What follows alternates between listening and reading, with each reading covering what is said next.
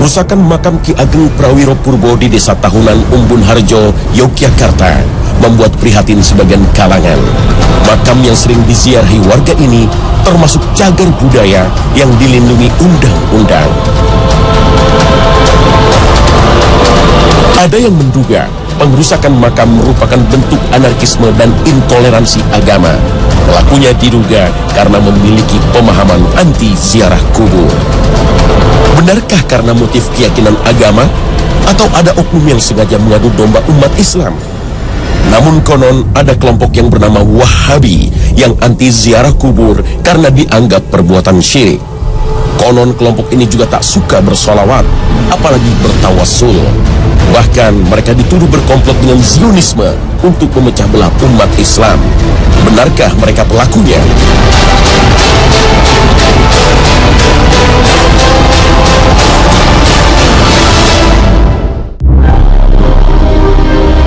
Assalamualaikum warahmatullahi wabarakatuh.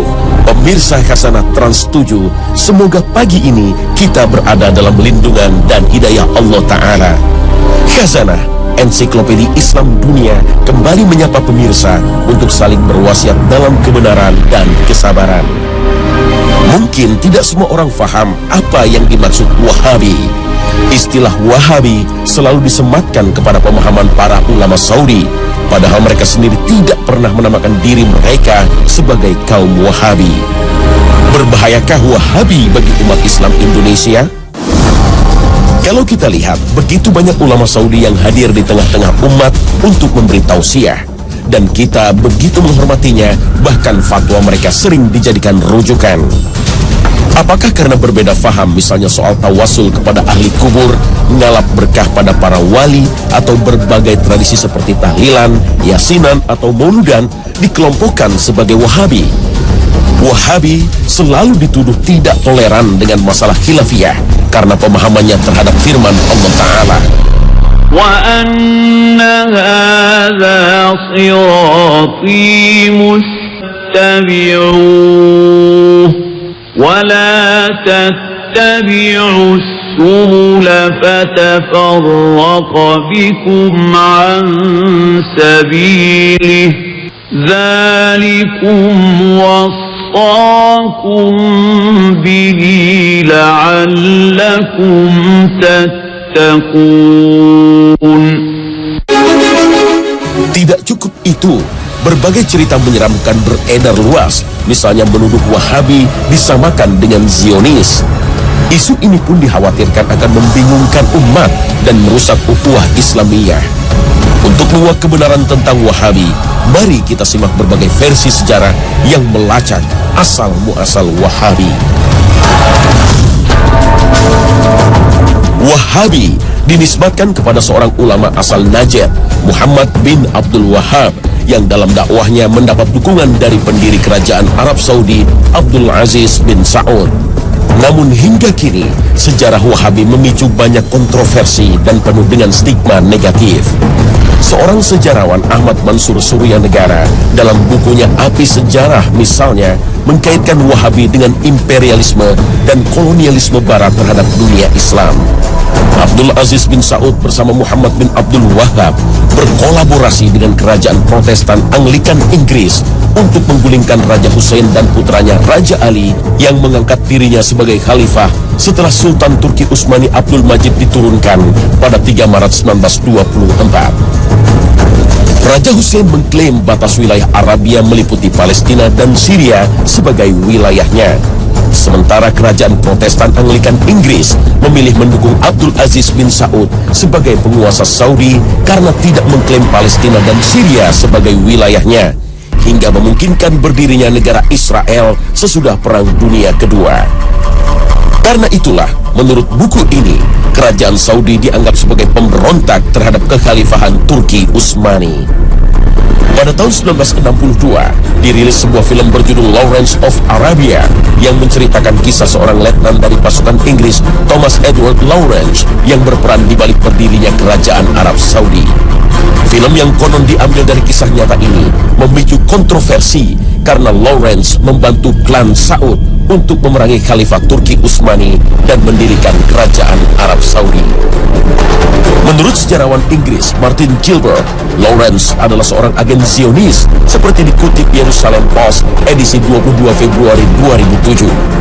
Sejarah pun mencatat runtuhnya kekhalifahan Turki Utsmani akibat infiltrasi Zionisme setelah Sultan Mahmud II menolak keinginan Theodor Herzl untuk menyerahkan Palestina ke bangsa Yahudi. Teori ini seolah-olah mendapat pembenaran jika kita lihat kerajaan Arab Saudi menjadi teman dekat Amerika Serikat. Apalagi dalam sebuah memoir seorang mata-mata Inggris yang berjudul Hamfer, The British Spy to Middle East, menyebutkan bahwa Inggris telah merekayasa Muhammad bin Abdul Wahab sebagai imam dan pendiri gerakan Wahabi. Hamper berpura-pura menjadi seorang muslim dan berganti nama menjadi Muhammad. Ia mengaku sebagai ideolog dan gurunya Muhammad bin Abdul Wahab. Kisah ini ditulis juga oleh Abdullah Muhammad Sindi, seorang profesor hubungan internasional berkebangsaan Saudi Amerika, yang menulis artikel bertajuk Britain and the Rise of Wahhabism and the House of Saud.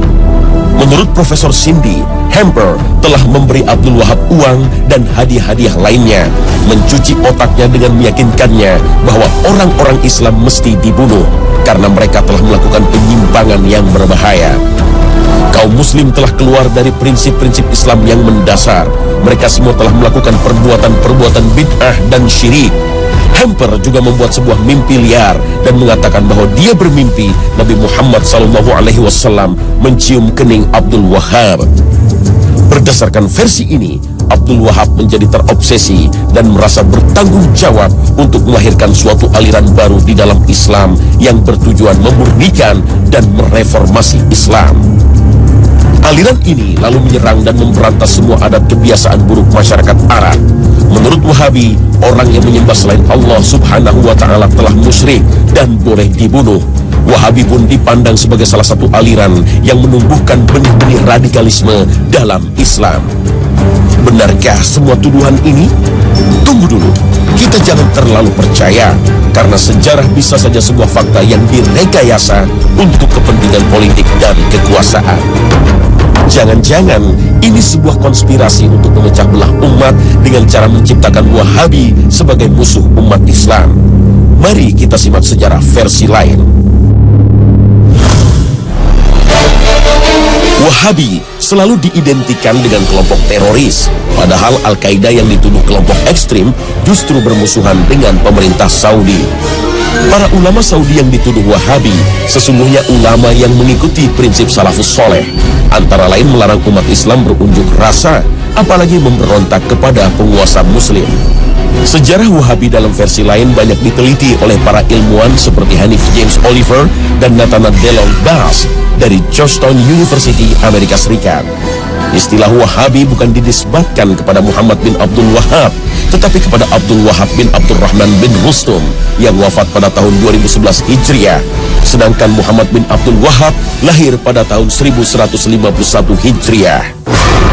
Kelompok ini begitu ekstrim terhadap para ulama ahli sunnah yang ajarannya banyak menyimpang.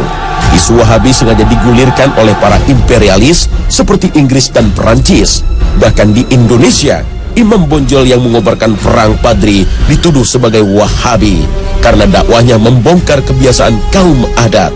Karena itulah Wahabi diisukan sebagai kelompok sesat. Kalau begitu, siapa sesungguhnya Muhammad bin Abdul Wahab? Muhammad bin Abdul Wahab bin Sulaiman bin Ali bin Muhammad bin Ahmad bin Rashid bin Barra bin Musrif At-Tamimi lahir pada tahun 1694 Masehi di kota Uyainiyah yang masih masuk wilayah Najd sebelah barat kota Riyadh. Beliau banyak belajar fikih mazhab Hambali dan sangat tertarik mempelajari kitab-kitab Syekhul Islam Ibnu Taimiyah dan muridnya Ibnu Qayyim rahimahullah. Di Madinah, beliau berguru kepada Asy-Syaikh Abdullah bin Ibrahim bin Saif An-Najdi dan Asy-Syaikh Muhammad Hayah bin Ibrahim As-Sindi. Dalam dakwahnya, Muhammad bin Abdul Wahab sangat mementingkan masalah akidah yang lurus untuk membebaskan umat Islam dari syirik, bid'ah, dan khurafat.